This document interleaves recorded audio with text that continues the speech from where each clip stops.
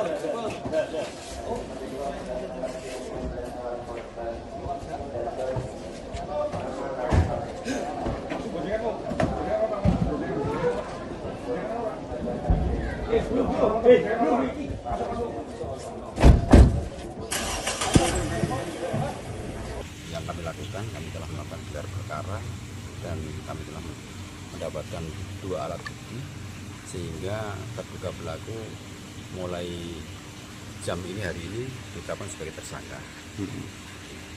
Terus untuk proses selanjutnya gimana? Untuk proses selanjutnya tentunya yang bersangkutan kami melakukan penahanan.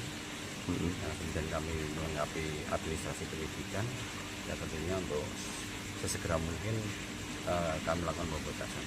Pasal yang disangkakan? Untuk pasal yang disangkakan pasal 6 huruf C Undang-Undang Nomor 12 Tahun 2022 tentang tindak pidana kekerasan seksual. Dan sudah ada berapa saksi korban yang didiapin? Untuk saksi korban sampai dengan saat ini masih 6 saksi. Dimungkinkan ada berapa?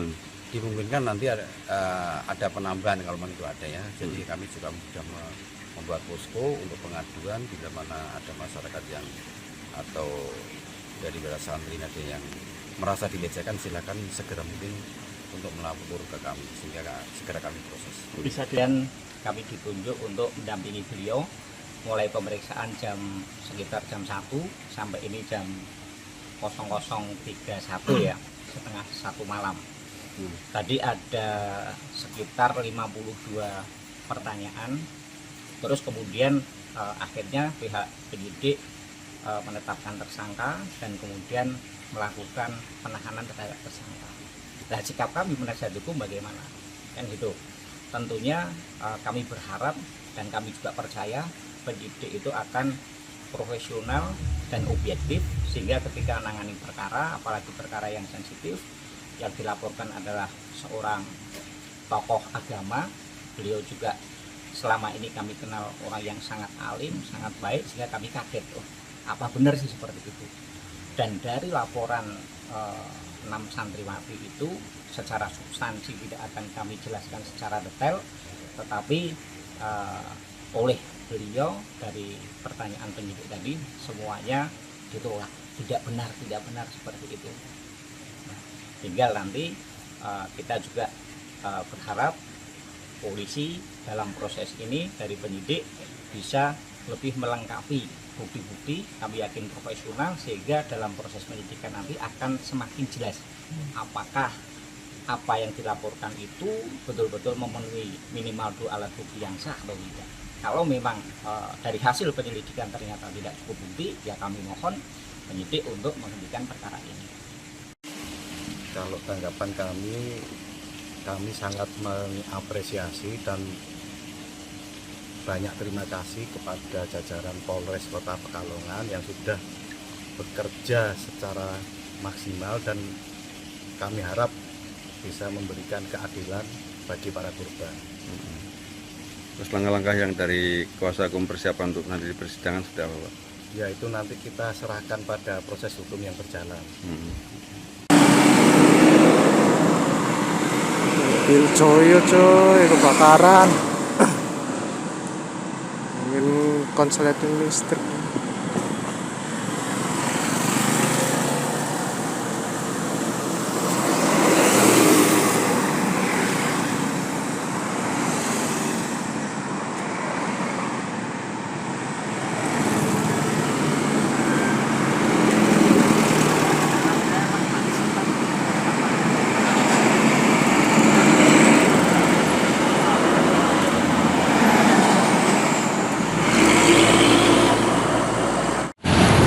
Info Min di depan di daerah Rawa Urip,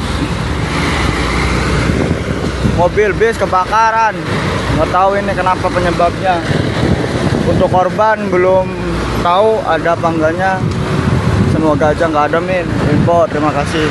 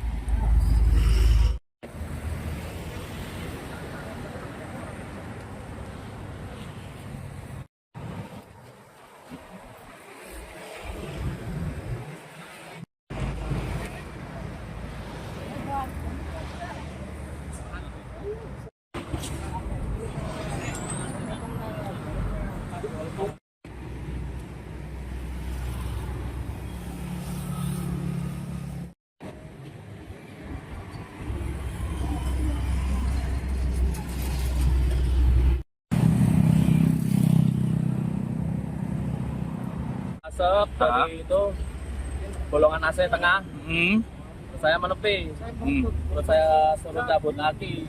Kenainya saya suruh cabut lagi. Saya menurunin penumpang, kan ada 3 orang. Saya turunin. Habis cabut lagi itu penumpang turun tuh dalam mobil udah asap sama api semua. Oh, udah langsung percikan itu api. Udah dilempar pakai air, terus dibantu sama security-nya ini pakai selang ini.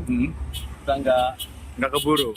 Ini rencana dari mana mau kemana? mau dari Semarang mau ke terminal Harjamukti. Oh, dari Semarang mau ke Cirebon. Cirebon. Oh, berarti selamat semua kondisi. Selamat, Pak.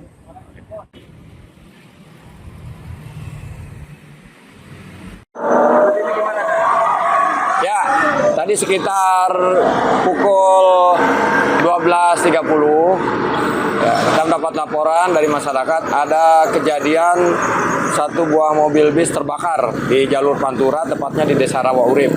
Kemudian kami beserta anggota turun ke lapangan, kemudian melakukan koordinasi dengan damkar, kemudian melakukan pengaturan serta pengamanan di sekitar lokasi. Alhamdulillah pada kesempatan ini juga dapat terkendali ya. Penumpang yang ada 3 orang ya mereka sudah melanjutkan perjalanannya. Kemudian supir dan konektor ada masih di tempat kejadian. Ada korban jiwa nggak, Dan? Tidak ada korban jiwa. Penumpang hanya 3 orang. Untuk dugaan sendiri, Dan, itu apa, Dan? Dari supir sendiri? Dari supir itu keterangannya bahwa pada saat melaju perjalanan mereka melihat ada kepulan asap di sekitar di atas sekitar AC gitu kan. Nah, setelah itu supir menepi ke pinggir jalan, kemudian menurunkan penumpang dan mencabut aki. Setelah itu timbul kobaran api dari korsleting itu. Berarti dugaan ini sementara konsleting listrik ya, Nah? Ya, penyebabnya konsleting listrik AC, itu menurut keterangan dari sopir yang saya tanya tadi.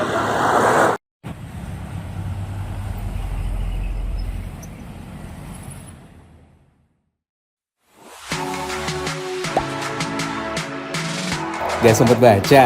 Dengerin aja, klik icon text to speech di okezone.com.